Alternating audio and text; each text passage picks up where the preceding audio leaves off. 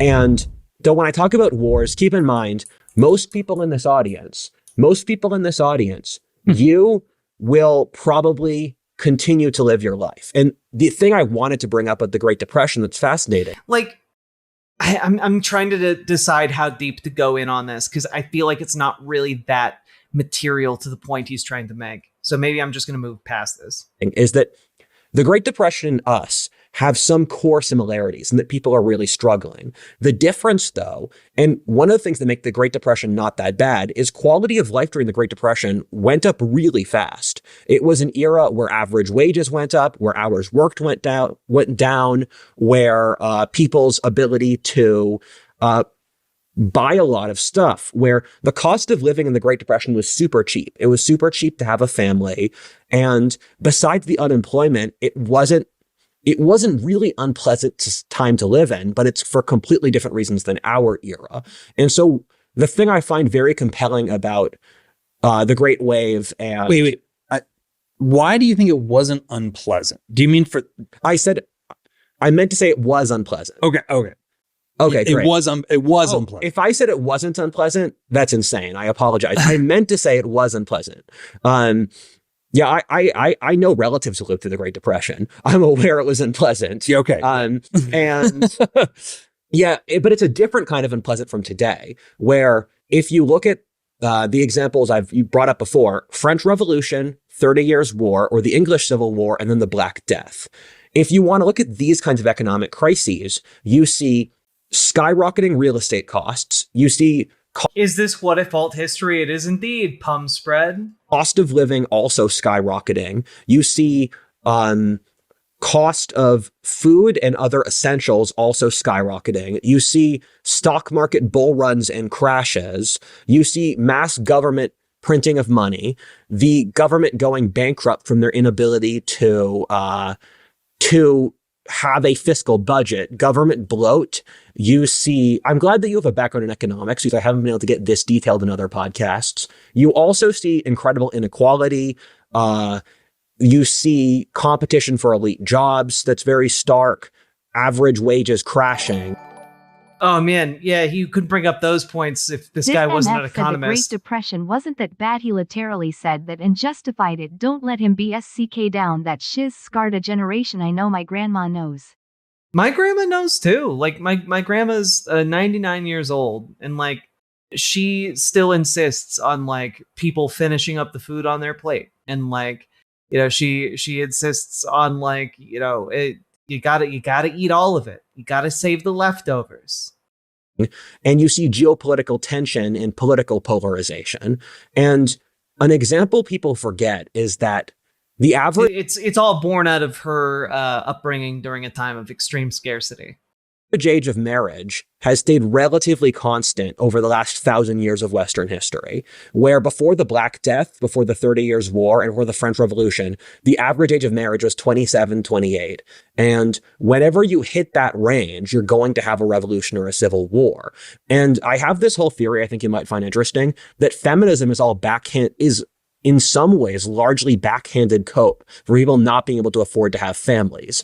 A woman will be like, I'm a boss babe. I'm just working hard to follow my dreams. And part of the reason she's saying that is because she legitimately can't afford to start a family. And so it's this backwards rationalization for a decrease in the cost of living. Or she can't afford to have a single income family. So she says, I'm a boss babe, to rationalize no longer being in a society where a single man can support a whole family.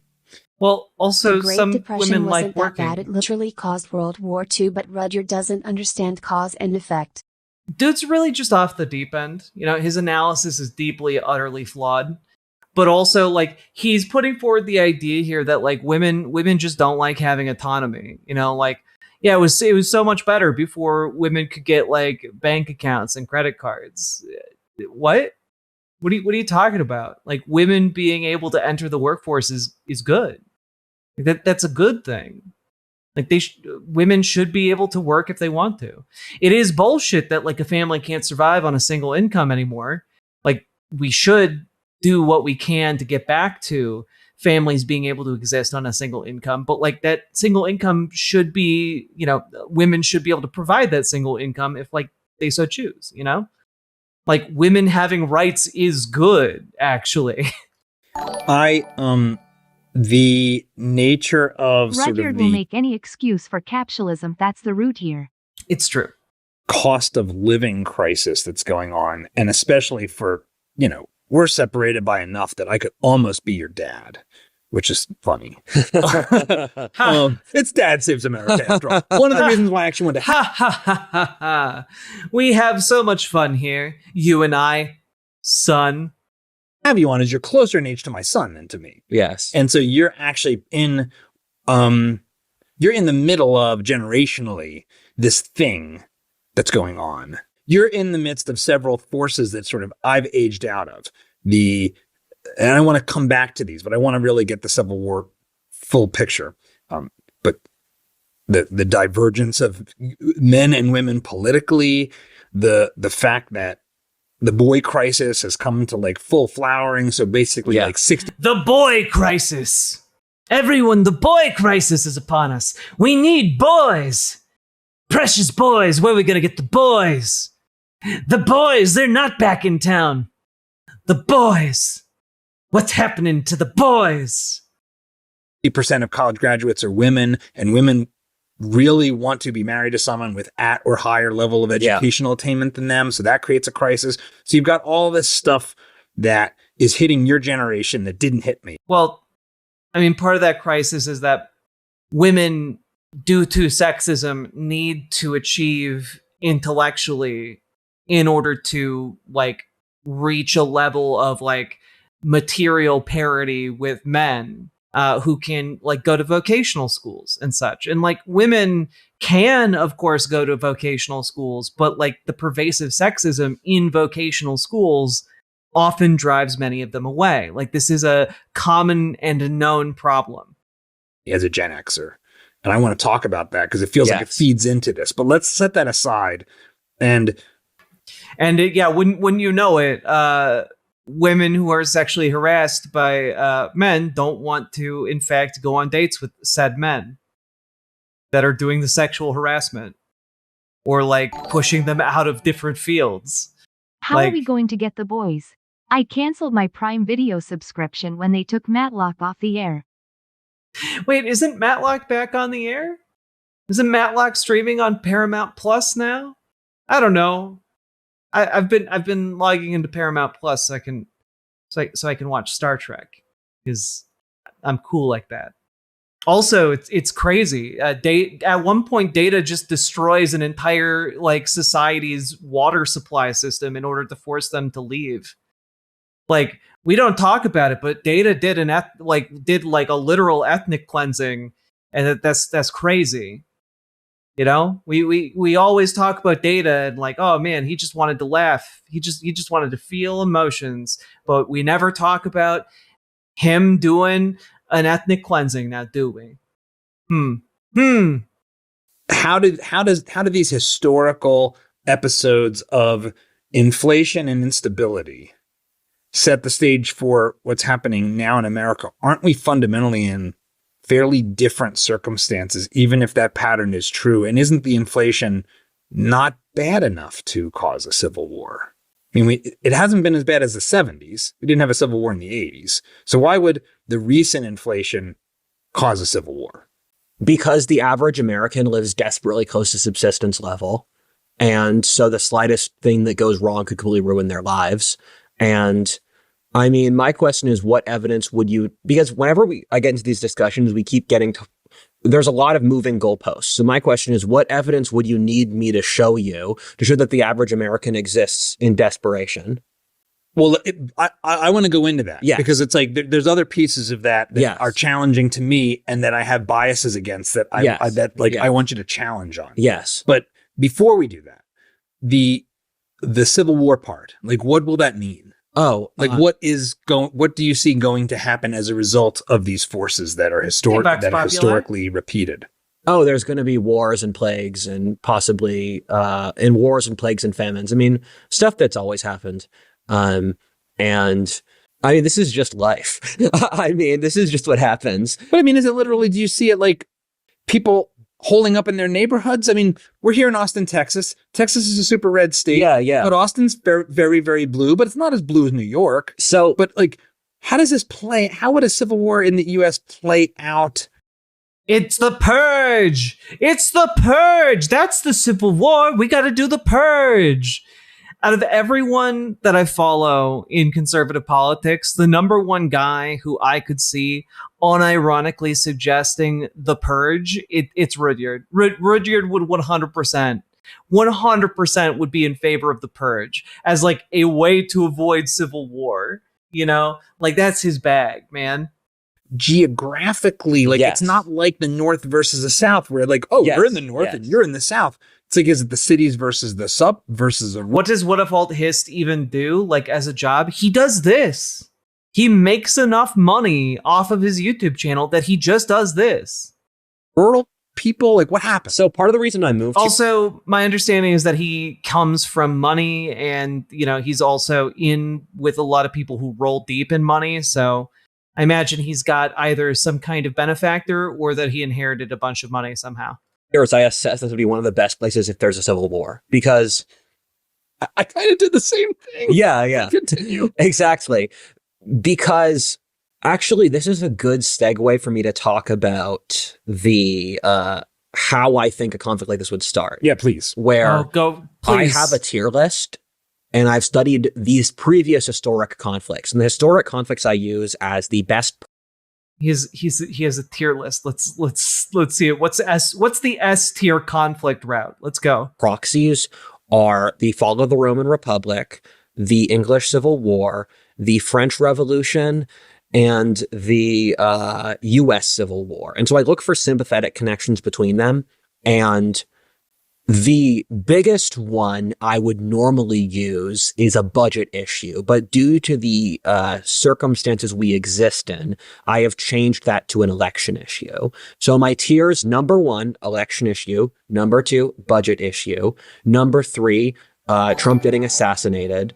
And if you guys watch this podcast, We need and a I've purge used a as different way of order for my spiritually cleansing ourselves and the enemy within Rudyard probably. It's true. previous podcasts, I take that. That's a joke. Don't clip that out of context. I apologize, but this is also not your problem. So Trump getting assassinated, external war, and Black Swan event. And for those that don't know, Black Swan event is a randomized event, like giant, let's say, Low probability, high impact. yeah, exactly. An example, let's say an immigrant kills 5 young white girls in a Chicago suburb, and then this spirals out into riots across the country, like what happened in the UK. And What happened in 2020 with George yeah, Floyd. exactly. Something like that. So, so budget issue is the normal one. Ah, yes, the George Floyd protests. Very analogous to a civil war. I put as number 1. It was shoved to number 2 because the English Civil War, This the feels so wrong without pith helmets and elephant guns. God, can you I don't know that my mind or my heart could take it if Rudyard showed up in a video with like a honest to God pith helmet. Like I don't know if I'd be able to I don't know if I'd be able to handle it. I think I'd just die. Like like it's too on brand for him. French wars of religion, and France's previous crisis in the Civil War in the 1300s between the Armagnacs and the Burgundians, and then the French Revolution. France starts every single crisis for the last 700 years in the exact same way. There's a struggle between the monarch and the parliament over a budget issue. Then the monarch tells the parliament to shut down. The parliament tells the monarch to go to hell. Twice the parliament has convened in a tennis court and then launched an independent government. You see these weird genetic patterns in how societies have civil wars. And budget issue is number 1, and normally number 1, it's number 2 now. And budget issue really scares me. Also, just as an FYI, like, yeah, the French government shutting down, like, then precipitates like an economic crisis where people can't afford bread. You know, like that does tend to lead to revolution, and the economic like that's not at all analogous to what a budget issue does here in the United States, for good reason, because if that did happen, budget shutdowns would be catastrophic in a way that they aren't necessarily or imminently right away here in America. Because look at our budget. I mean, Well, why is it number 2? Because Rudyard, I what's can. genetics got to do with government, you crazy bastard? Well, you have to understand that Rudyard believes that genetics determine government. You have to understand that he genuinely believes that bloodlines, therefore entire races of people, can have different immutable physical and mental and spiritual qualities to them. So he would say that genetics has an awful lot to do with government. Speak to this a little bit, but I want to Yes. hear why you've moved it to number 2. because the election's less than a month away, you should just have an election counter in the background. So whenever your audience watches your show, they'll know it's 7 days until DEF CON. Yeah, one of the things we will have to do is have you back in not too distant time to see how we're doing on the predictions, Yeah. because the world is moving fast. But is that it? You just think that just in rank order of doomsday clock, it's like the budget can't become a disaster as fast as the election will be a Yes, disaster? exactly. That's what I think. Where it's like, imagine you have a house, and for a lot of young people, you do have to imagine that. And imagine you have a house, and your roof is about to cave in due to an issue, and you know something is going to cave your roof in. So you look there staring at your roof, thinking, "Oh, is this storm going to make my roof cave? Is this storm going to make my roof cave? Is it going to cave naturally?" Yeah. These things happen, and if the best scenario I have, and these are one of the things I predict with the lowest probability, because when you look at statistical projections, you can assess certain scales of thing relatively easily, and then the individual group level is harder to predict because you're operating more out of chaos. And my best scenario is something like this. Both sides deny the election. I'm sorry. Did I miss the part where he made a relevant point about your roof being about to cave in, and you stare up at it looking and waiting for it to cave in because you're worried about it caving in? Did I miss the part where he actually made that at all relevant? Seems like he just left that on the cutting room floor and just moved on from that. Yeah, it seems like we need some chaos theory for this conversation. Results. And I think both sides will deny the election results because for both the right and the left, they are stuck in a situation where they physically can't afford to lose this election. Do you want me to explain that? Yeah, please. This is one of the things. I've been on a lot of podcasts. I'm always annoyed no interviewers ask me this question because I frequently say the right and the left can't afford to lose. Yeah, what does that even mean? So I feel like it's pretty straightforward and self-explanatory, actually. civil wars happen when each faction, plausible deniability to the radicals inside their faction is more important than the other side. And I went on plausible deniability to the radicals in their faction is more. Watching someone attempt to engage with this and being baffled by it, but thinking that the fact that they are baffled by it means that the point he's making is smart is just wild. It is insane to watch people bounce off Rudyard. Wow. Nobody asks you that question because it's stupid as fuck. Exactly. Important. what does that mean exactly? I've gotten very into studying the human nature of plausible deniability because plausible deniability is everywhere and no one realizes it. I am very proud of the mental horsepower you have because humans use plausible deniability for all social interactions. And give me like a super pedestrian example of daily life plausible deniability. So let's say you don't like someone and you don't want to hang out with them. An impossible thought for me to have while watching Rudyard Lynch. How could I ever have that thought or that experience? and then they ask you to hang out and you say, oh, I'm sorry, I'm on a trip to Turkey now. And so let's say, and this is completely unidentifiable to the vast majority of the public. Let's say you periodically travel out of your town to avoid dealing with the people in your town. And so you're taking this vacation to get plausible deniability to avoid everyone around you. And so you have plausible deniability, but also it serves multiple purposes at once. Or I have something I can... What? Oh, you don't... If you're on a trip, it's not plausible deniability. You are on a trip. Like, people can't, like, that's just literally running away from social obligations. That's like, okay, but that's not like a deep thought or thing to do. Point to, yes, that is not the real reason for the thing happening or the thing I want to do. Yeah. But I can point to it, and it's plausible that that's why you did it. So let's say I'm a complete degenerate, and I want to be a degenerate without others judging me. So I can say I'm a club promoter. And so by being a club promoter, I have complete plausible deniability to be a degenerate, and everyone think, oh, that's his job. That's how he makes money. And so, and plausible deniability is especially... That's not how being a club owner works, actually. Especially big for women. And one of the things my friend said is, when you hear women talk, think about what the thing they said gives plausible deniability for something. And that's just completely changed my life. Why is...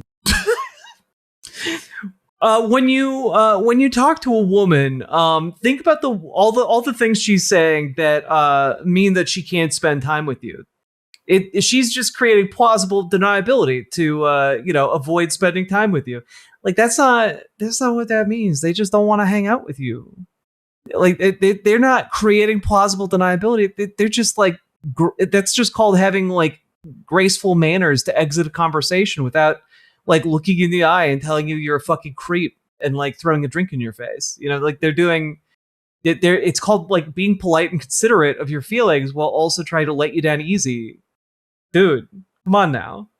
This dude has never been a degenerate. I don't know. He's talked an awful lot about doing ayahuasca. That I know we're going into a rabbit hole, but risk mitigation. And so plausible deniability gives risk mitigation because it allows you, if you are going to lose a fight, plausible deniability gives you the ability to get out of risky situations. So it's, I don't mean to say this and have it be like women are cowards, but it is kind of the coward's way out. Like, when you talk to women, think about how much they don't like you and hate your existence. Ah, yes, very healthy. I just, oh man, who would have thought Dad Saves America is out here being like, I don't want to say women are cowards, but women are cowards. Is he just saying random words? Rudyard's kind of a random word generator, if you really think about it. What did he just say? Dad Saves America called women cowards because they are taking the coward's way out by, instead of just bluntly communicating that, no, they think you're gross and they don't want anything to do with you, they are instead trying to be polite and let someone down easy. I have become a master of the spicy mist. I have endured many of the spicy mists thrust upon me by women who have yet to realize I enjoy the test of my mettle. Oh, God. Not divorced. Believe it or not, Rudyard Lynch is only 23, 24 years old. So he's not married or divorced. Like, rather than just telling the person, I'm sorry, I just don't want to hang out. I'm sorry. Women are cowards because it's their thing. I mean, let's be blunt here. No one expects women to die in war. No one expects women. It's completely fine for them to be cowards. In the same way, it's completely fine for men to be assholes, or at least under. What? Women die in war. Women have been dying in wars since the beginning of wars. Okay? Also, like, it's not completely fine for men to be assholes. It's actually, like, not a good quality. And it's not a good thing to just be like, yeah, I'm a man, so I'm an asshole. Like, that's actually not good. That's actually bad. That's a toxic behavior that, in fact, lowers your quality of life and denies you opportunity to get to know wonderful people who want to treat you well. Like, if you're just an asshole, you're going to surround yourself with assholes who treat you also like an asshole. Like you have to cultivate kindness, compassion, and friendship, and you don't do those things by being an asshole. Like my God, women never die in war. They get painted on the sides of aircraft and bombs. Indeed, like this man, like they're just like, yeah, women. Am I right? Those broads, those broads, they just like lying because they're cowards. Like what a damning thing to say. Certain circumstances. Okay, I'll let the. Can we at least add on average or something here? I know a lot of women that could kick my ass, so let's be including, and they probably should. You know, my wife. Everyone on this and she probably should. Podcast has an IQ high enough to move past knack salt. Yeah, very fair. Fair enough. I will give you the rope necessary for us both to be hung in the Civil War to come. Okay, I already passed that bridge, man. So we've got this situation where you believe both the Democrats and the Republicans lack plausible deniability for why they would lose with the crazy people in their sides of the aisle. Is how I understand that? The point I was trying to convey there is that the right and the left care more about pleasing the radicals inside their faction than the other side. What I just said is an example of that, because I care less about offending the left at this point than the far right, because we're stuck in a situation where the sides don't talk to each other. And so if you're on the right, you think more about how do I avoid getting eaten by the radicals on my side than by the other side. And that's when you know you're going to have a civil war. And you see it where some huge amount of streamers and political content creators have literally called for violence. Destiny, Hassan, Vaush, right-wing Twitter. I literally put out posts, partly as tests, partly... Destiny, Hassan, and Vaush. Oh my God. The three horsemen of the apocalypse. Because I genuinely do care. So there I say, atrocities are bad. And I say, it's immoral to commit atrocities. And all of these guys are like saying, oh, you're a... Oh, sorry. Do I swear on this podcast? You can swear, but we will bleep it. What if you're wrong about everything ever? How are they both this insufferable? I genuinely don't know. I just... Because we're a little more normie than average. So they say, like, you're a fucking cuck, Rudyard. How dare you say that atrocities are bad? You're like... I don't think it... Look, I don't know what other people say about this clown, but I don't think that, like... I don't think the main criticism of Rudyard is anyone walking away from the things he says, going like, you say that atrocities are bad! How dare you? Like, I don't think that's the main criticism, aimed at his work or his body of thought. You're a white traitor. This is what the hard right... What? What? Yes, a classic Hassan line to look at Rudyard Lynch and say, yes, a white traitor. It says all the time, and every single time. And I'm not like a bleeding heart liberal, but I do think like burning down towns and ripping villages is bad. And so I'll tweet that out. And even the most basic humanitarian sentiment, the hard right hates.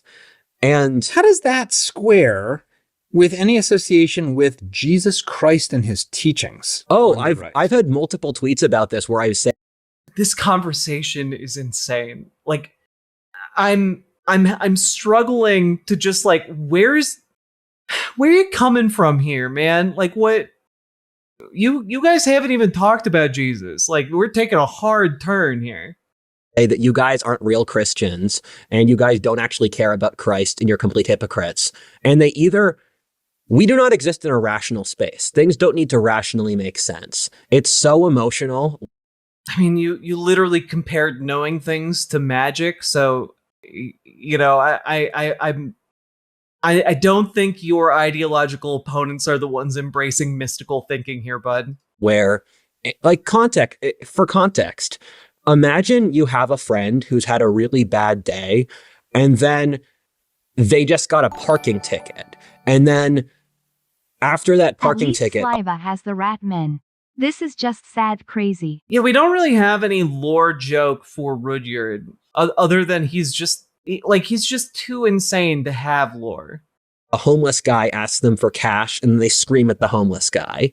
That's the emotional state of both political sides now, where we're way past rationality. And we're at the point where most people are normal, decent people. And then there are radicals who have been taken in by sociopaths and very angry people. And so the worst possible scenario, but one that I think will probably happen, is that these very intolerant extremes start bullying the rest of the population.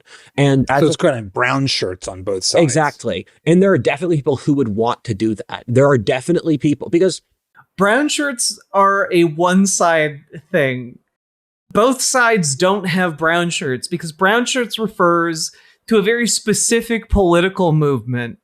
The predecessors of the predecessor organizing apparatus that became the stormtroopers, and then became, of course, the SS. Like what?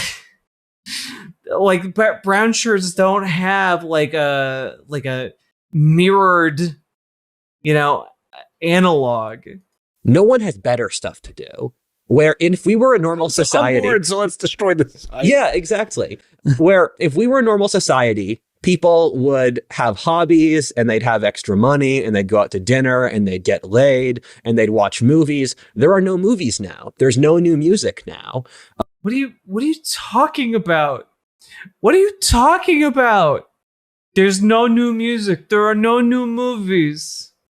Like, I don't know, man. Take an interest in movies and music, I guess. Like, cultivate a special interest. Because, like, if you have, like, an interest in even one genre of film, you would know that, like, new movies are coming out all the time that slap. You'd know that, like, music is happening all around us every day, everywhere. And, like, there's cool stuff happening. Like, my God. People aren't getting into relationships. They're not making enough money. Legos have gotten too expensive. And so war is becoming the easiest hobby for a lot of the population. It's true. Hey chat, now you know why people think old Rudy Boy is AI in his videos. Because he spouts out a string of never-ending bullshit, gibberish, and hallucinations. It's true. They were all too expensive. Yeah, but the difference is now they're so expensive that we need to go to war instead. The Legos are too expensive. We march. We march on the Capitol. Like, what are you talking about, man? Legos too expensive. We must recreate Sherman's March to the Sea. Like, what? Okay, because I'm going to be especially indulgent in this conversation, I will push on different things, even though they extend the length into the stratosphere. I've heard you make this claim before. There's no this, no that. Yeah. There are movies. There are new things that happen. Isn't that a kind of hyperbolic way to frame? That's hyperbole, isn't it? Yes. Why is it useful hyperbole instead of just bullshit? We constantly use hyperbole in society. It's just we're tolerant of some kinds of hyperbole and not other kinds of hyperbole. The left, for example, says that all of American history can be traced back to slavery. Right. That's a completely ridiculous. That's not at all accurate. Okay, I guess we can like stop and like talk about this for a Stepped moment, on a right? Lego this morning, so it's time to end a civilization. So true, Bingo. That is essentially his position, right? But we need to. Well, okay, let's take a step back, right? Let's take a step back. Let's talk about this for a second, because his claim is the left thinks that America's all about slavery, and it's like, well, no, actually, like this talking point is derived from the 1619 Project, which is an effort to tell American history through the eyes of enslaved peoples. It's through the victims of slavery, through the victims of genocide. Like that's the purpose of the 1619 Project. It is to talk about the history of a group of people that has been largely ignored or underreported, at least their accounts in history. And so it's an effort to kind of correct that balance, to not just have the narrative of the dominant powers, but also to highlight the narratives we have of people who existed and persisted in the face of colonialism, slavery, and genocide. Like that's the purpose of the 1619 Project. It's not to rewrite history. It is to add to the narrative of history the different perspectives that have existed here in America since the very beginning of people arriving here from Europe and bringing people here from various corners of the globe. Like that's, as well as like indigenous peoples who were obviously here first. And that's important. It's actually important to get more perspectives and more ideas about how historical events and times transpired. And that seems pretty straightforward to me. Like I'm not going to pretend to be an expert in history. I did minor in history in college. So like I have some familiarity with like historical analysis, right?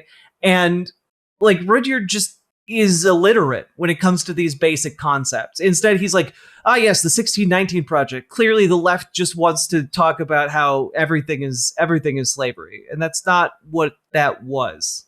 You know, he's just in his conservative confusion. He hurts himself. Ridiculous statement. Yes, but we socially accept it. I don't. Society forces us to accept it. Yeah, right.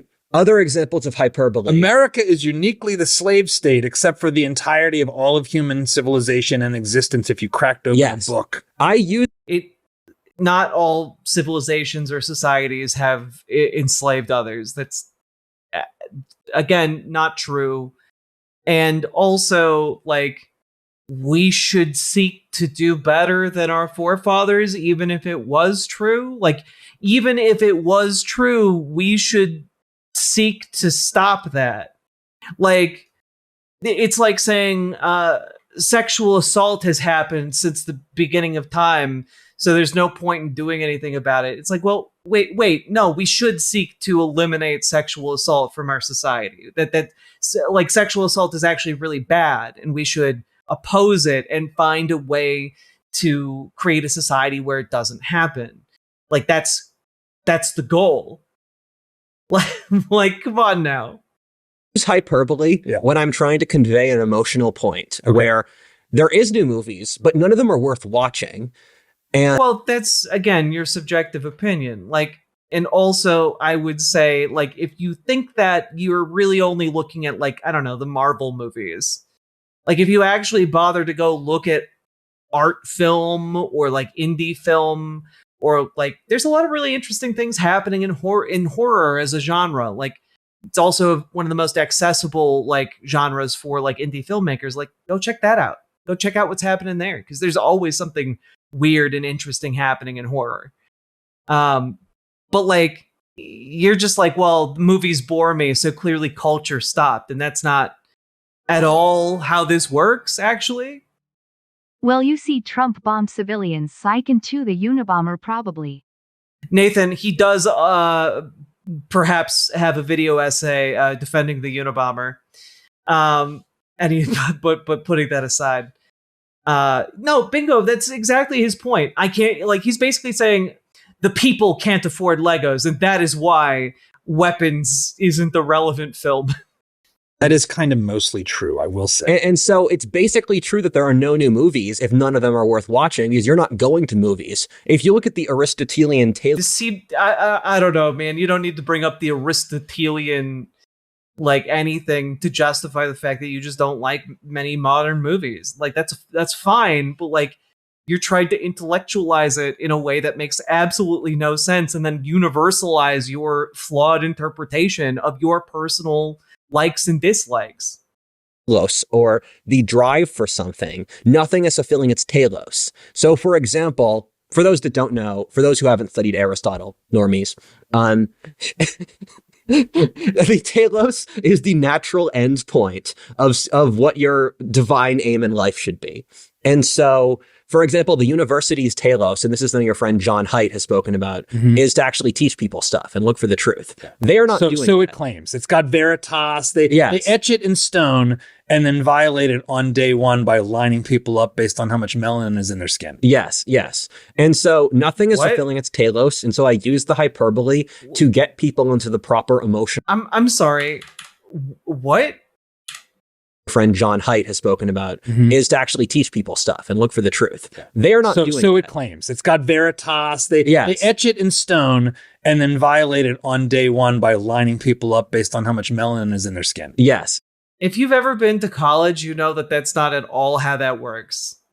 Like, Jesus Christ. These people are ghouls, man. These people are fucking ghouls. Yes. And so nothing is fulfilling its telos. Like they just, you know, they're like 37, 40 minutes into this show. So they're feeling like kind of freed up to just say, you know, the most racist thing that weighs on their hearts at any given moment. The only people that will see this are the super racists. And so I use the hyperbole to get people into the proper emotional state. I'm speaking to their subconsciouses. It's like, you know, of course, I would not compare myself to Nietzsche. You know, Nietzsche perfectly speaks. He speaks Oh boy. I would never compare myself to Nietzsche, but Nietzsche. in very insane and very schizophrenic language as a way to convey the emotional depth of his point. So this reminds me of something recent, which is J.D. Vance went on this New York Times podcast. Yeah. And he articulated something that, if you believe, is maybe interesting and justifiable, but he's also a clever guy, so it might also just be dancing around. Yeah. Which was the interviewer asks him about, you know, his change of heart on Trump. Yeah. And he more or less says, look, in 2016, I thought we lived in essentially like normie America. Yes. And Trump's bombastic cray-cray language and, like, you know, construction guy from New York ways was just Donald Trump. Okay, look. Having been to New York and seen actual New York City construction workers, Donald Trump in no way acts or resembles a New York City construction worker.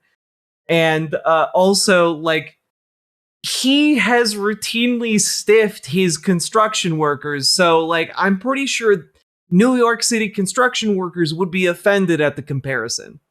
unstatesmanly and inappropriate and dangerous for the country. Yes. And then 4 years later, no, we're not actually in normie America. I was delusional. We're in crazy America. Yes. And he actually argues that Trump's rhetoric is not merely a reflection of the times, which I would agree with. I think it is a reflection of the times. But he actually goes further, which I think is up for debate at least, and says it's necessary. Oh, I agree. It's good. It's a good strategy. It might even be morally important to be a crazy troll. Yeah. So is that what you're saying? Yeah, I agree with that. Although I think there's differing degrees and different strategies, and this strategy is going to get old in the next few years. Yeah. So, and, you know, a week after this goes live, we'll be in post-election day, whatever chaos is next. So take that as you will. But the rhetoric isn't going to go away. If Trump vanished into a vortex, the rhetoric of our times isn't going anywhere.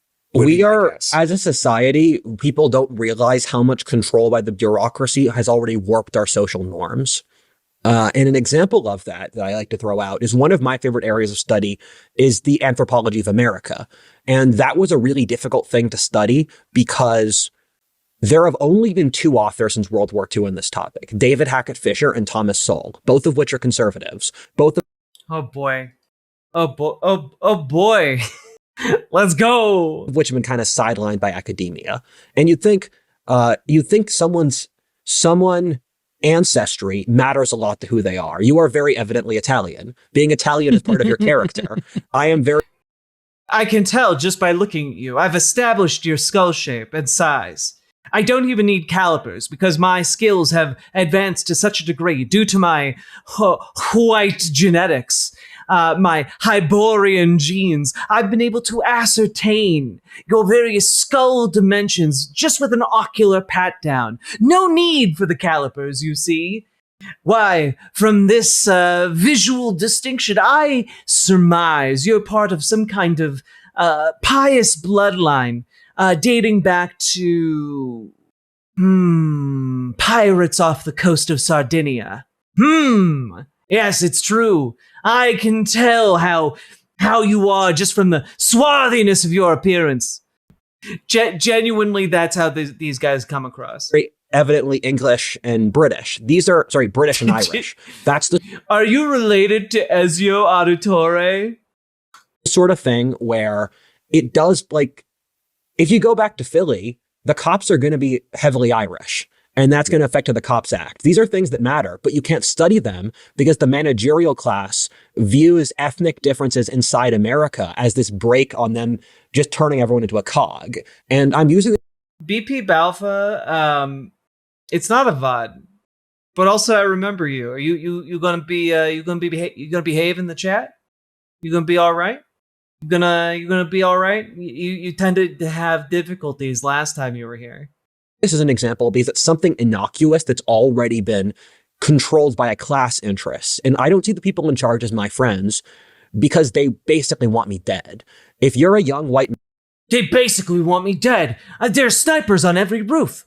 I'm basically a hunted, wanted man. Man, the people in charge don't... It's because I know things, and knowing things is like knowing magic spells. Don't want you there. And that's how I feel the current society, where the language they use, it's explicitly, or it's a strategic decision to keep people in this emotional range, because if you can keep people in this emotional range, they won't realize they're getting screwed over. And when you say this emotional range, what are you talking about? What do you mean? So Complacent or hyper anxiety? I recently spoke to a friend who is a libertarian pundit. Not in Oh boy, a libertarian pundit. You know, just exciting circles he runs in. Andrew Heaton, by the way. I spoke to a friend who's a libertarian pundit, and I said Trump should run on civilizational suicide as a platform.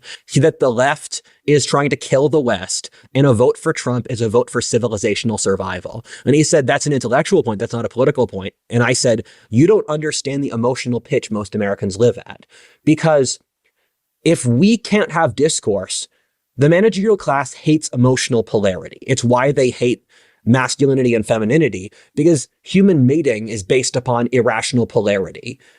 The managerial class doesn't hate masculinity and femininity. Like, what are you talking about? The managerial class has one interest and one interest only, and that's squeezing out any excess value they can get from labor. Like, that's it.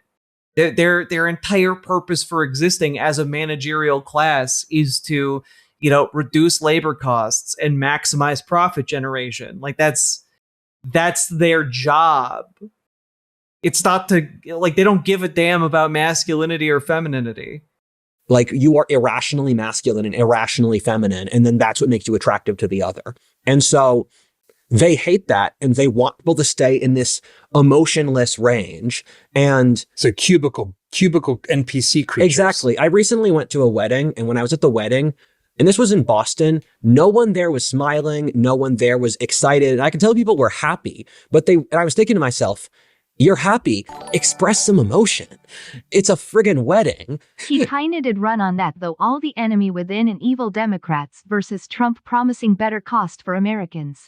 True. Like, he did essentially say, like, Kamala Harris was going to destroy the country if she wins. Like, that was basically the value proposition that he was offering, And I was thinking, if you can't express happiness... Have you seen Hassan's Crash Out clip? Which one? Like, the dude streams like 24/7. He's gonna have like 3 of those per day, right? Just statistically, with the amount of people who watch him. Be emotion at a wedding, when can you? But we're a society which trains people to think in cubicle brain. And so you can't express this natural emotional polarity. And I use hyperbolic language to convey the psychological reality of the situation. And I don't feel beholden to the current ruling class because they're not... I am the intellectual equivalent of an assault rifle. Offering me any incentive to cooperate. So I don't know why I should go along with the social standard. I mean, there's a certain I'm not speaking for social anarchy, but I think our current social consensus is so fundamentally broken. You think Hassan is going right? I don't think so, actually. That you have to break past it to something else. Okay, so we are. Of course, nobody was happy at the wedding you went to. We Rudyard. have a You hang large out with number of conservatives. Americans They are who are professional, struggling to get miserable by, people. Yeah. True. who are True. who see conflict as perhaps meaning making, or at least more interesting than the alternatives. Am I hearing that correctly? Is that and we've got two parties who are beholden to the psychopathy of their radical bases, Yes. such that they would rather continue dueling into oblivion than admit defeat. Yes. There's another factor, which is desperation. And desperation acts as something in its own right, where I'm going to use an example. When I hiked the Appalachian Trail, I was in Connecticut, and it had been 15 miles since I'd last had a drink of water. And I had to go to bed really thirsty. And I thought, and it's hard to understand how being really thirsty changes how you think. He was crashing out on his 4-year subs. Look, I have people who've subscribed to me for 4 years. And if they're going to say, if they say dumb shit, like, I don't care. Like, I'm going to call them out on that. You know, like it's just called being intellectually honest and consistent. And people don't really know who they are when they hit really crazy situations. And one of the things I've frequently said is that we are not a moral society. We put up this facade of morality that's actually very thin, where if you were to go back a century ago, that society really put its money where its mouth was, where you had people going to church every week, you had moral standard the society upheld, you had an advanced Respectfully, and in no disrespect to Hassan, why must we know whatever he does in his stream? Genuinely, I don't know. Like, he's a big lefty streamer for sure. I don't really have the time or the inclination to keep up with every lefty streamer. I like doing my own thing. I like talking about the things I want to talk about, and sharing my views with you guys. And I think you guys generally like me that way too. I don't think you guys are secretly itching for me to talk a lot about other lefty content. And obviously I'll cover it if I have something to say about it, but generally speaking, I feel like I got bigger fish to fry. Philosophy going back millennia for why you should believe morality. We don't believe in anything now. And so I think... What do you mean Good night, by Lemony that? We don't Snicket. believe in anything. Who is we, and where's the basis for this so not believe in anything? You and I are genuine Christians. You can take us out of the conversation. Okay. I mean the general public. And I mean, we're a pretty Christian country, are we not? Yes. I think we might be maybe the most religious participant country in the Western world. We're up there for one of the most religious industrialized countries in the world. We're more religious than Iran at this point. Right. But what I see as an example of this is that there's no logical system. It's crazy how even this guy is able to push back Rudyard's slightly right on here. A Rudyard. moral society would persecute Trump. A moral society would care about climate change. A moral society would care about people for people's sake, not the work they do. True. No, like he was actually crashing out on his leftists. Yeah, sometimes leftists say dumb shit.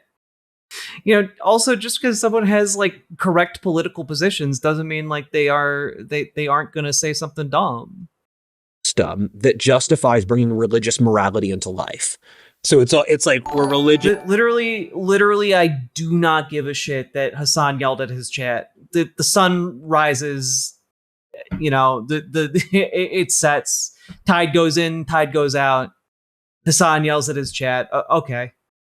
But we leave it over here and it's not connected to the rest of our material, political decision-making. And lots of people are very thinly religious as well, where for the $2 they might go to church and pray, but they have no moral structure that actually explains how it applies to their life. And we've siphoned off religion from the general life. And so, as an example, I know a lot of people on the right. It's a space, the young men on the right is a space I know a lot about. If there is a major war and I'm in a room with a bunch of other conservative leaders, it would be difficult for me to explain to them why they shouldn't commit atrocities. Because what I would normally jump to is that this is a violation of God. This is immoral. Enough of the people would laugh at that you wouldn't be able to have that be an argument in of itself. They don't believe in human rights. They don't believe in, there's not a moral button you can push to get them to admit that committing atrocities is bad. I see this on the left too, where the left really scares me. And people ask Rudyard, why do you think the right's going to go this crazy? And it's because the left already has, where I find, and I've brought this up in so many podcasts because it's still an important point, the Columbia protest. Yeah. And that's Columbia in New York. Yeah. And you have these kids, actually, you made a good video about this. You have these kids who are my age, and I know what they went through for the school system. They went through so much anti-Holocaust programming. The second they become adults, they then say, we should genocide the Jews. And we should support just this complete destruction of this race. And that is so unhinged and so evil. Yeah. And it's crazy. Genuinely, what are you talking about? Can we get like an example? Like one time you saw that happen? What? Crazy how quickly the programming fell apart. And I think, who is telling these kids no? Because the answer has to be basically no one. Their professors aren't telling them no. Their friends aren't telling them no. Their parents aren't telling them no. And so this has been a systemic moral failure of our Odin gave him a vision, trust. society, that these are kids from probably the wealthiest families of America, the best educated people, the people who in a normal society would be raising the new ruling class, the people who write the new books, who lead the country, who die in the wars, and they have completely failed. And these kids, I would respect them more if they leaned into the innate savagery of their political position. But these kids are cucks. Like, if you were to actually meet them, they lack any ability to actually do stuff or courage or wisdom. So they're combining genocide with being cucks. And it's just, this is the worst combo. I mean, what comes to mind is the protesters who were holed up in, I think it was a Columbia building, or it might have been NYU, and were complaining that water wasn't being brought to them by the police. It's like, you're in New York City, open the tap. There are sinks in the bathrooms. Yeah. What are you talking about? So one of the things you especially would find interesting about my backstory is I've been part of a bunch of weird ecosystems. I formed a social group for influencers in Los Angeles. I've been part of other groups for talented young people. I've been part of conservative groups. So I've been part of several Zoomer groups in the past. And so I've had the real privilege of interviewing dozens of Zoomers across social classes, across region, or hundreds of Zoomers. I've interviewed, depends what you mean by an interview, I've spoken down for like half an hour with basically hundreds of people in my age category in weird ecosystems. I know a lot of people at Harvard. I know people, working class people. I know people in Los Angeles, my hometown in Pennsylvania, tech. Okay, chat, what are the chances are that when he talks about knowing people, what he actually means is like he has seen them? Like he's just talking about people he has seen. Oh yeah, I know those construction workers. I have seen them out of my window. Oh yeah, I know working class people. I drive by them and they are working on the side of the road to build roads. I know them. Access. And a very large amount of my analysis comes from speaking to all these different types of Zoomers, because it's this weird cross-reference of the Here we have Rudyard claiming that leftists want to genocide the Jews. Clearly, he had Gerstmann syndrome. I actually don't follow that one. But thank you for the $5 dono, Nathan.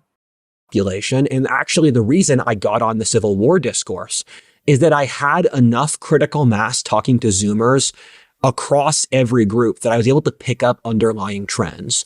And I basically realized Zoomers of even the highest achieving Zoomers had a series of really bad issues. Mental health was one of them. Yes. Almost all had financial issues. Almost all of them just did not have the basic things you would need to live a decent life. And so I thought, if this many young people are screwed, you're going to have a revolution.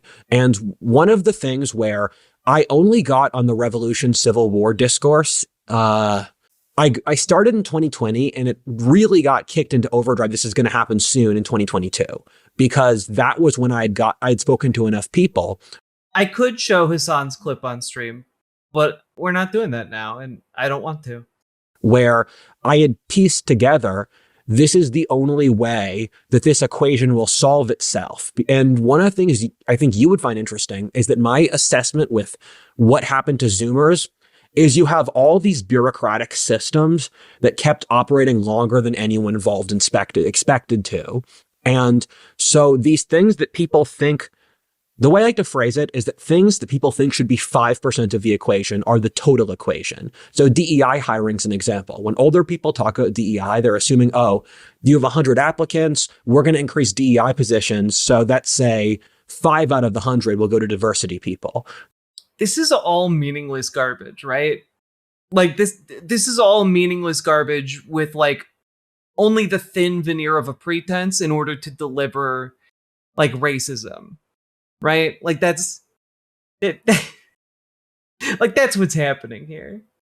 The current equation is that in the top, I believe, 500 companies, in the job openings since COVID, 95% went. I remember that I don't know if it was Forbes or Inc. It was one of No, please. I want you to finish answering. 95. Are you trying to say 95% of jobs went to DEI hires? Are you mental? those business We all know the answer to that. magazines that basically touted that exact stat. That's what you're drawing from, right? It was like, look, post George Floyd 2020, the corporate world said we're all in on diversity, and they did it. They did it. It actually happened. Yes. They did it. What's wrong with that? Why is that bad? Jobs aren't a zero-sum game, right?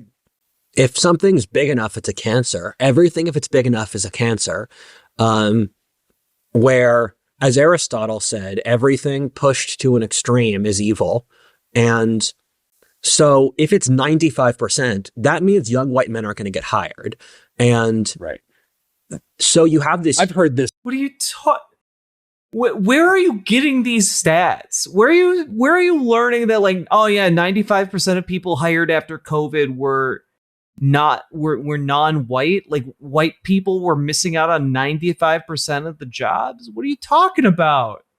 No, that's not how metaphors work, right? It's also from people in my age bracket who have gotten to a place where they're just too expensive now. They're actually experienced. They're high value, which means that they should earn more money. And it's like, nah. Yeah. And they've like earned their way into unemployability. I am probably in that category where I know. Now, you might think that this video is extreme right-wing bullshit, but it's not, in fact, extreme right-wing bullshit. This is just actually pretty commonplace right-wing bullshit. Like, this is all right. Like, this is where the Republican Party right now is. I would even argue that this is somewhat moderate compared to where the overall Republican Party is at this very moment, as they, hold up the release of a bunch of evidence of, grown men sexually abusing children in Congress, and as they continue to support a president who is killing people off the coast of Venezuela for literally no reason, innocent civilians. And not only that, they are openly vocal and supportive of him sending troops in to occupy various American cities. Like, that's insane. Like, the level to which conservatives in America have completely left reality is, this is actually moderate in comparison. This is all meaningless garbage. Would have been a better YouTube channel name for Rudyard. True, right? Thank you for the €5, Yannick de Newborg. Not entrepreneurial. It'd be like, I don't know where I'd work. I'd work in construction would be my choice for person. I'd be working a minimum wage job if this channel didn't exist. And so my attitude is if someone gives me... Well, so here's the thing, BP Balfa. This isn't a leftist echo chamber, right? But you need to be able to be chill and cool. And part of the problem is that a lot of conservatives can't be chill and cool. Right? Instead of being chill and cool, they are bigoted and irritating. And I know from real life experience, not all conservatives are bigoted and irritating. And yet a lot of the conservatives who come into my chat tend to be that way. Now, if you can manage to not be bigoted and or irritating, you are welcome to be here for as long as you like. But given your track record, I'm guessing that's going to be difficult for you. Maybe not in the bigoted department, but definitely in the irritating department. So I'm just, just be like chill. Just be chill and cool. Make your decision now to like be chill and cool. Your track record is what? Your track record is that in a sea of names where I, make note of people, I specifically remember you being an irritating person. So, I'm just saying, choose differently, and choose not to be an irritating person. Like, that's why I was like, oh, it's BP Balfa. I remember you for being irritating. Do you even remember what I had to say? No, but I can find out. Do you want me to do that? Do you want me to do that right now? Because I can do that. All right, let's take a look. Let's see. Oh, look, you had a conversation about you came in and had a conversation about the puberty blockers. And let's see here, puberty blockers and also HRT. And you were not very capable of understanding the concept, which was irritating. And you claimed to have a sister who was transed at the age of 5. And you called the chat disgusting, and you didn't really seem to understand hypothetical examples. And then you got timed out until you came back today. And then I gave you a chance to not be irritating, and instead you are insisting on being irritating. It's pretty incredible stuff, actually. Yeah, it's always the transphobia, It's pretty interesting. People in the comments really appreciated that I took the time to honestly engage with you. And I'm going to be honest, I think it was helpful and informative to the audience, but it's diminishing returns to continue to engage with you when I think you're kind of just bullshitting the bullshit. Nah, you weren't trans. You came in here last time saying that your sister was transed at 5 years old. You're full of bullshit, man. Why? This is like every conservative. You come in here and you're like, oh, the left-wing echo chamber. And it's like, you just come in here and you make shit up. You are incapable of intellectually engaging honestly. You can't criticize an echo chamber when you come in. You can't engage honestly. Because I come in every day on this stream and I engage honestly with people, with all comers, really. I just want to have a true conversation. No, you don't. You no, you don't. You just said I'm a very proud trans. Lol. You don't want to engage honestly. Don't try and bullshit when your mask has already fallen off. Come on, dude. I would encourage you to just actually engage honestly from the get-go instead of doing all this bullshit. You came into this channel, you didn't want to talk about Hassan. You wanted to talk about trans people, man. What? This is what I don't get about you people. You LARP at wanting to have real intellectual conversation, but you're incapable of it. And you demonstrate that you're incapable of it by, coming in under false pretenses. Instead of just asking questions, instead of actually having a conversation, you can't do it. And I don't know if that's because your mama didn't raise you right. I don't know if it's because your dad didn't love you enough. I don't know what it is that fuels you, but I don't know, fix your goddamn heart. Or at the very least, fix your curiosity if you are incapable of fixing your heart.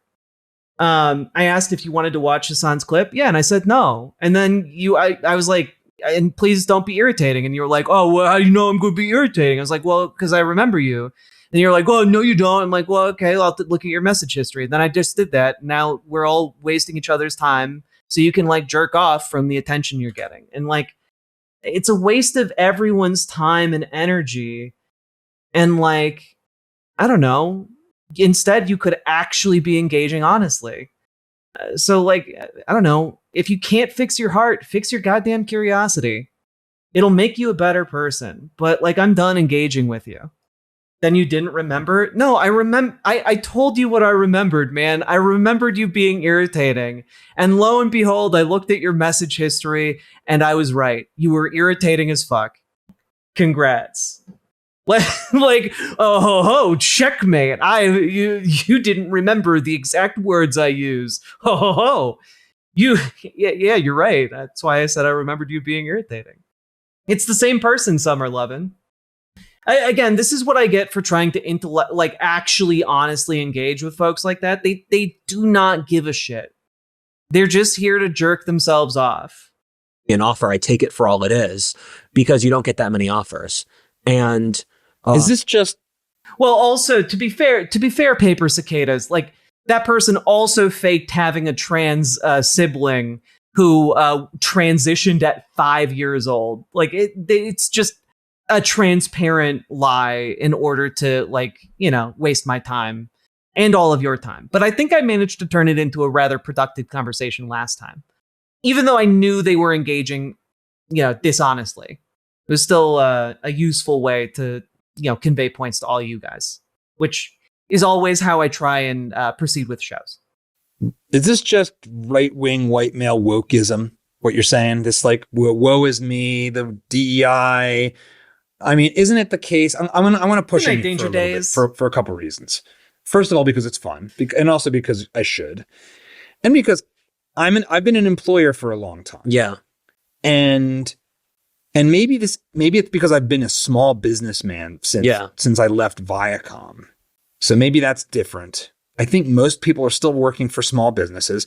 Finding someone that will show up on time. Yeah. What the fuck is right-wing wokeism? It's basically when they say right-wing wokeism, it's conservatives who will properly gender trans people, or conservatives who will not be bigoted towards homosexuals. That's when they say right-wing wokeism, that's what they mean. Woke is just, again, any time anyone, right or left, acknowledges that gay people and trans people exist and deserve to be treated with respect and dignity. To them, that is woke, whether it is someone on the left doing it or a conservative. Ask you about when they're going to get their first day off in their job interview. Yeah. And the basic decorum of you will probably be a good partner. Thanks, Amber on Brains. the team. I appreciate it. When you find one of those people, you're like, yes, can you start today? I've literally had this kind of thing. People here have had me say, great, can you start tomorrow? Because they meet what in other times would have been relatively basic criteria, like don't ask us about PTO in your job interview. Yeah. Don't ask me when I'm going to pay you to not work, because the answer is you're never going to get paid and you can not work. So that mitigates for me a little bit against what you're saying, oh, woe is me, white, young male. Can't you just go get a job? Can't you just go get a job? My question to you is, because you asked a question that's big enough, I could go off for 2 hours about this, where what evidence would you want me to show you? Would you want to look at demographic information? Would you want me to look at anecdotes? Would you want me to look at statistical data as it relates to quality of life, the school system?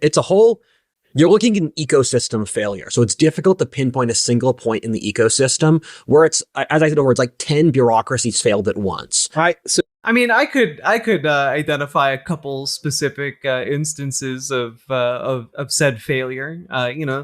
Maybe failure so profound that manifests in the form of one person. I don't know. I'm just spitballing here. So let me lay out a couple things. Yeah. As part of this. Because I think to move into some of the underlying stuff behind your concern about civil war, I think is what this is about. Yes. Right? So I think where we agree, we probably, having watched about 15 hours of your content, we overwhelmingly agree on things. And I actually think that even when I'm pushing you on, I am skeptical that my worldview has been constructed by statistical work that might not really be good or correct. But the first piece of the puzzle for me is all of that's true. The education system sucks. It's been taken over by commie whack jobs. I talk about that all the time. I don't mince words about it because it's horrible. If you're a parent, pull your kids out of government school Yes. and be very careful about the private school because it might be even worse. Yes. Yes. So probably homeschool, next up Catholic school. And if you can find the rare school that's not a woke zombie nightmare, Yeah. do that. Please, for the love of God. That's number one. So I agree completely. I've seen this firsthand. The coddling of the American mind played a big role in my thinking about this, seeing it at the systemic level. Like, your generation has come up more anxious, more prone towards suicidality, all those things. Yeah. Suffering from mental illness in profound ways that I think are very scary and worrisome. All of Not like my generation. My generation had no mental illness. We were just built different. Nah, it's not that we were undiagnosed. It's that we just didn't have it. Yeah. that's true.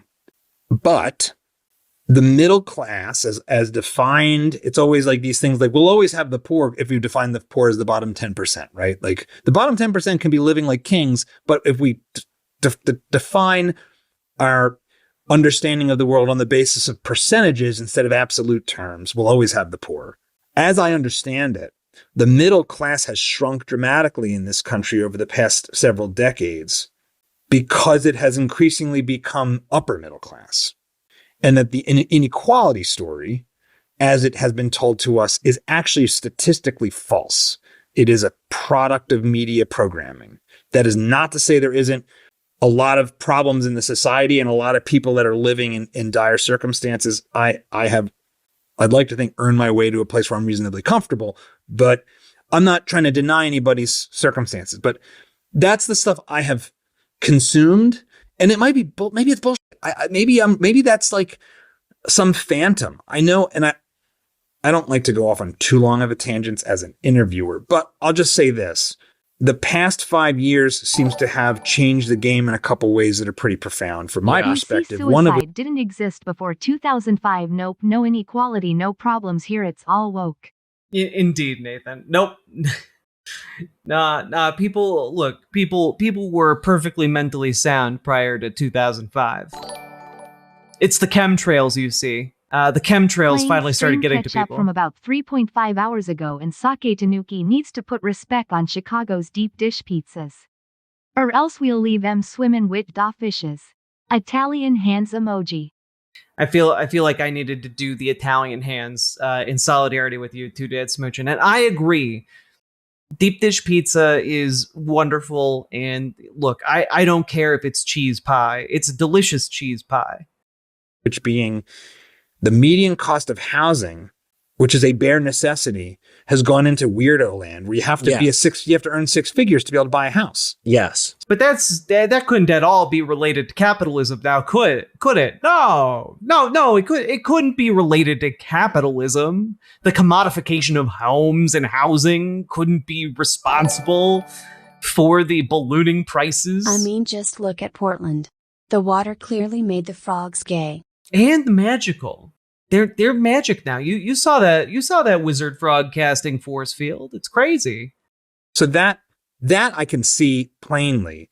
The rise in homelessness on the streets in major cities, you can't not see it. Yes. So there's a bunch of, it's not like I'm not like a complete blind normie Panglossian. Steven Pinker is in my backpack everywhere I go. Yes. But I may be closer to that than you. So make your case for why I should throw Steven Pinker in the garbage can. So I find Steven Pinker funny because he and I basically agree on everything. I still don't like reading his books. I've started like 4 or 5 of his books and finished none of them because he and I are such different animals in the ecosystem where I read the stuff he says and I'm like, I factually agree with what you're saying. I agree. I think you're a smart guy. I think you're honest. But I still dislike this, where his whole thing of there are more toilets in Africa, thus progress has happened, and that thus the struggles of normal Americans today are fine. I just want to throw that book in the trash. And so I'll start with here. I'll tell you, and we're friends outside of this, and you've seen I'm a pretty industrious person, pretty hardworking, and that sort of thing. And I can tell you why if I didn't have this channel, I would try not to have a job at all. So let's look at it through this lens. So because being forced to work is bullshit and sucks. being forced to do something you find very unfulfilling sucks. Like, yeah. Let's say I work a normal job for someone my age. Let's say I make $10 an hour. An appetizer can be $14. So you work 7 hours. Then the appetizer, then $70. A dinner is often $50. So that's just covering food. And if you look at This guy. Most pretentious bastard ever. Indeed, One-Eyed Heathen. Thank you for the $5 super chat. But also, like, yeah, Rudyard, you're describing how it sucks to work a minimum wage job, man. Like, yeah, that sucks. That's why people learn how to cook so that they can save money. Come on. statistics, you find basically 75% of Americans live paycheck to paycheck. So they're paying off the money they have now just to work just to work again and to keep doing it. And the numbers I find most telling are, first of all, 40% of Americans don't have $400 in the bank. 70% of Americans don't have $1,000 in the bank. People are lying about these numbers. These are not numbers you can expect people to tell the truth about. And so that's one thing. And when I was a teenager, I made the calculation, if I don't become an entrepreneur, I'm screwed. Because my mom ran a brewery and I worked at the brewery and I would talk to other people at the brewery and they would grumble at how the job market was terrible. You know, bath salts, it's really interesting that you were in here talking a few years ago, 5 years ago, when your account was created in 2025. That's pretty interesting. You know, it's a cool superpower you got. And money wasn't worth anything and that stuff. And also I'd go to school. Oh, notice the 3? Oh, you know, that doesn't really, you know, deepen my confidence in your, the longevity with which you're going to stay around. Cool. And we were working like, people in my class did stuff they did various forms of class for like over 12 hours a day. And I hated that. I was really disaffected in school, and I saw that everyone's working. They said, you're going to go to college. After college, you're going to get a job. And I was looking around and I thought, where are the jobs? Because I didn't really, what industry sucks up these people out of college? So you can make like $100,000 driving a truck. Yeah. Like today, like you can. Yeah. But I'm nice now. I promise. I hope so. Yeah. There's something like, I don't know what the number is right now. And again, even you look at the current revisions of the FBI statistics, and trusting any government stats needs a gigantic asterisk on it. Yes. But now, of course, several, 11 months later, of course, you can trust all government stats now in Trump's America. But there are jobs. There are jobs that pay pretty well. A lot of them are physical. Some of them are not physical. But there are a lot of people working. We said earlier in the conversation, right? Even in the Great Depression, 75% of people were working. Yes. So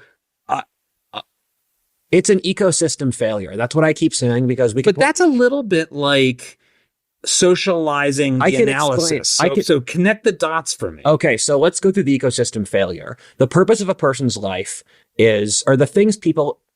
the things people need to have in life to not feel like failures are gainful employment, housing, a mate, ability to support children, some kind of value system, and friends. This is the bare minimum that even someone in Egypt or the Congo would think that's what a person needs to have a decent life. I mean, Arthur Brooks and his work, who I did a film with, and I, it seems like a really broad generalization. I feel like not everyone needs those things. Like some people are fine without a mate. Some people are fine without children. Like some people live for, roughing it in the outdoors without like a permanent shelter. Like, I don't know, like different people are built different. What makes them happy or fulfills them is different.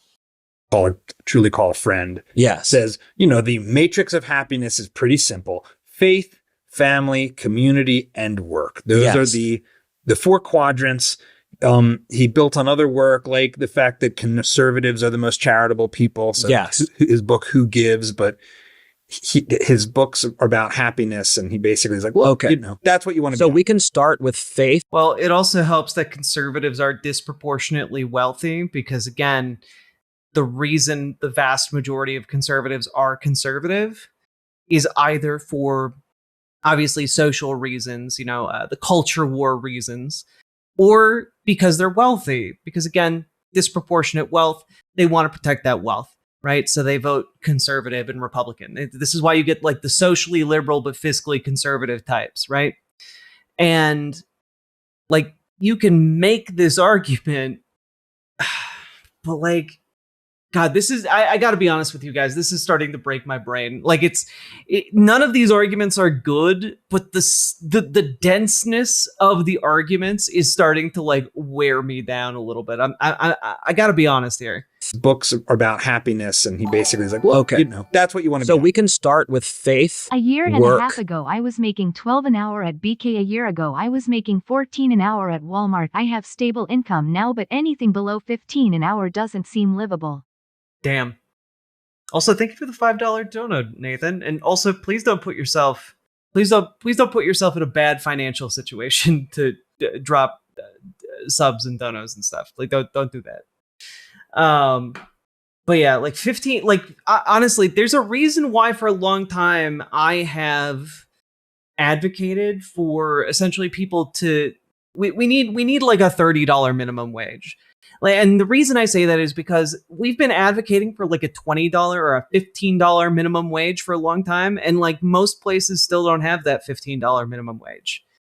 And like by the time we actually get the $15 minimum wage, it's not going to be enough to actually sustain people like it was 15 years ago when people started at like demanding a $15 minimum wage. Lol, take money. I said I am good now. All right. Okay, point taken. Thank you for the $50 dono, Nathan. My God. Damn. All right. Like we needed like a $15 minimum wage so many years ago, and like the actual livable wage now is like $30 an hour. And like we should be advocating for the $30 minimum wage because like by the time we actually get that increase to the minimum wage, it's gonna like we're gonna need the $30 like even more. Like if the minimum wage tracked with productivity, it would be higher than $30 per hour. Nathan really did hit me with the shut up, take my money move. I respect it. Mate, and what's the fourth? Community. Okay, so we can go through each of those.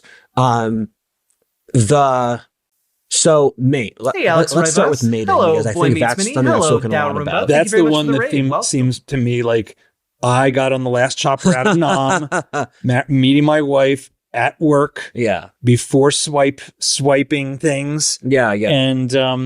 And now it's the Thunderdome disaster. Yes. And all of the worst elements of human nature supercharged into oblivion. Yes. So how much longer are these ding dongs going to go? Well, I got terrible and maybe good news, if depending on your level of enjoyment for this type of content. We are actually only halfway done, believe it or not, and I think this is a great point for us to stop and kind of take note of where we're at, because this is incredibly a 2-hour-long conversation. And it has taken us approximately 3 hours to get through the first hour. Why? I don't know. You guys seem to like this. I don't know. You guys seem to like this. I'm a simple creature, chat. I see that you like. I provide it. We paid for this, chat. You guys did. You get your money's worth, and then maybe you guys will learn your lesson. And we'll take a break. Riverboat Jack is coming to town. All the viewers gather round. Twitch and YouTube and swishy streams. All that content is bursting the seams. Politics, gaming, and plenty more. Your sense of fashion you'll adore. So grab your stuff and hop aboard. We're going straight to Jack's Discord.